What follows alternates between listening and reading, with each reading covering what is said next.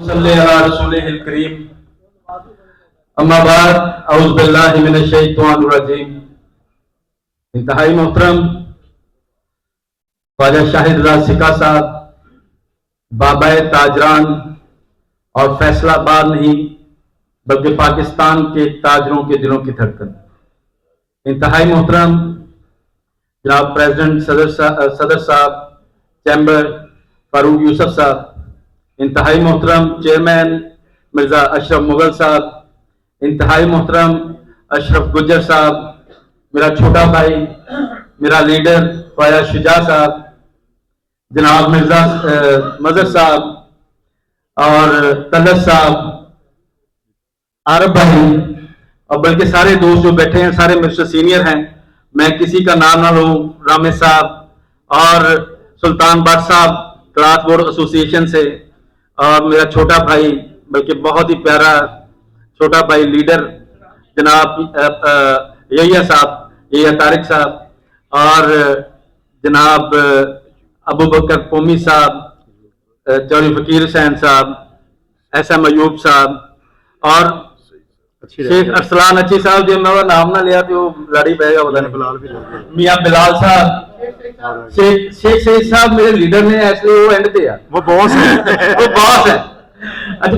گل کسے دا ساریاں دا ہی شکریہ یار، سب بھی میرے محترم، سب بھی میرے بھائی جو بھی یہاں پہ تشریف لائے، میں آپ سب کا مشکور ہوں، ممنون ہوں۔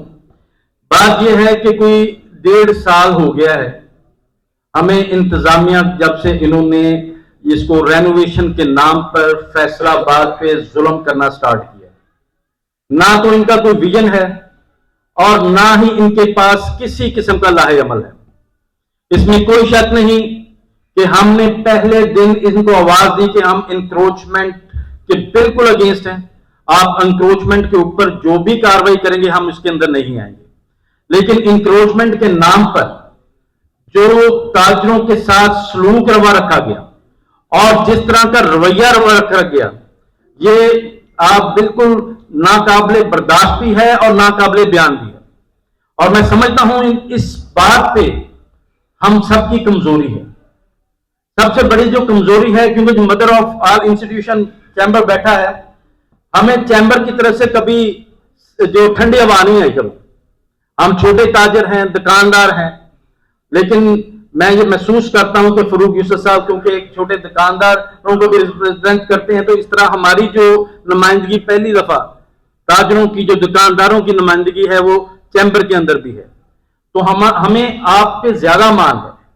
ہم ایک مشترکہ کاوش کرنا چاہتے ہیں اس شہر کے لیے، اس شہر کو خوبصورت بنانے کے لیے، اس شہر کو عظیم، اس شہر کے باسیوں نے بنایا ہے۔ ہم میں سے کوئی بھی یہاں کا بالکل نیٹو نہیں تھا، کوئی 50 سال پہلے آیا، کوئی 78 سال پہلے آیا، کوئی 100 سال پہلے آیا، 120 سال اس شہر کی عمر ہے۔ اس شہر کی ایک ایک اینٹ کو میرے بزرگوں نے سینچا ہے اپنے خون اور پسینے کے ساتھ، اور یہ جو لوگ 2-4 سال کے لیے سروس کے لیے آتے ہیں، ان لوگوں کو کیا پتا کہ اس میں کتنی جان، کتنی اس میں محنت لگی ہے اس شہر کو اتنا عظیم بنانے کے لیے۔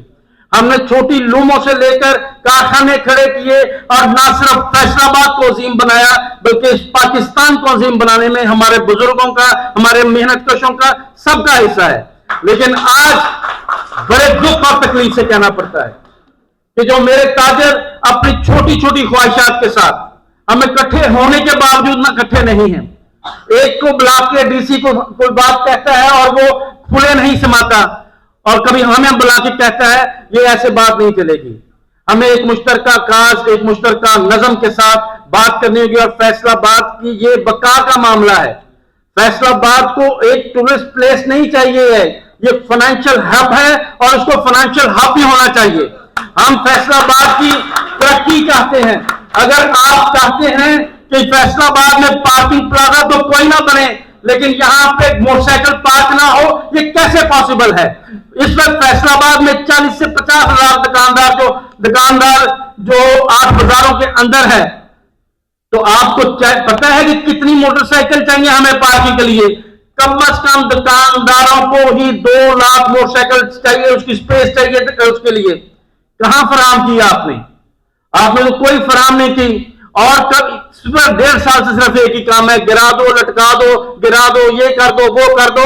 और इतनी नाहली है ये इस इंतजामिया की, और ये डीसी इतना नाहल आदमी है कि इसने 1 रुपए का, 1 पैनी का काम नहीं किया पूरे फैसलाबाद में अभी तक 1 रुपए का कोई डेवलपमेंट का काम नहीं कर सका।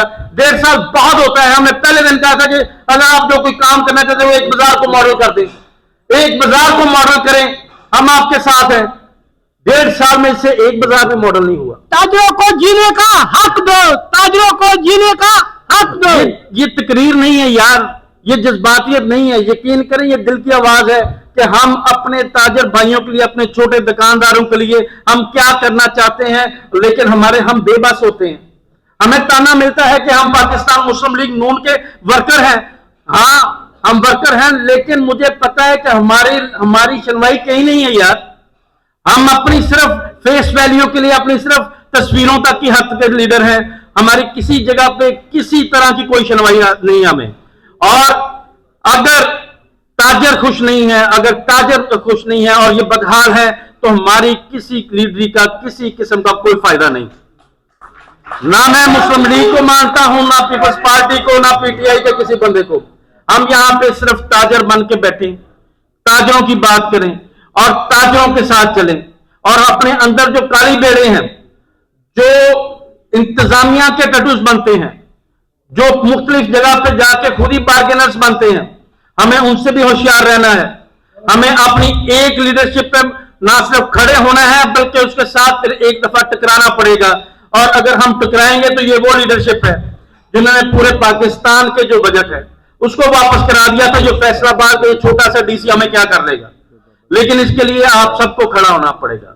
हमें एक दूसरे की तकलीफ को समझना पड़ेगा।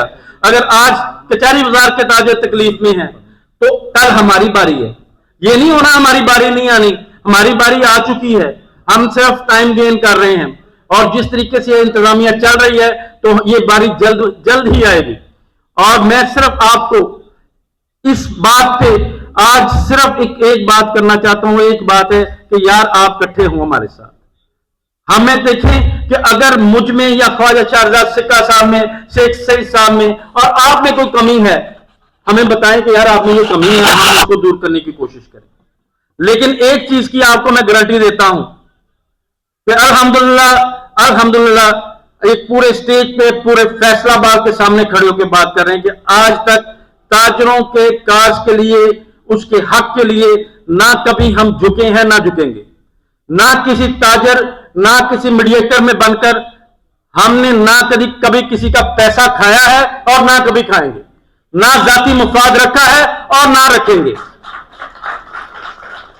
अगर आप हमारे साथ चलेंगे तो हम टकराएंगे।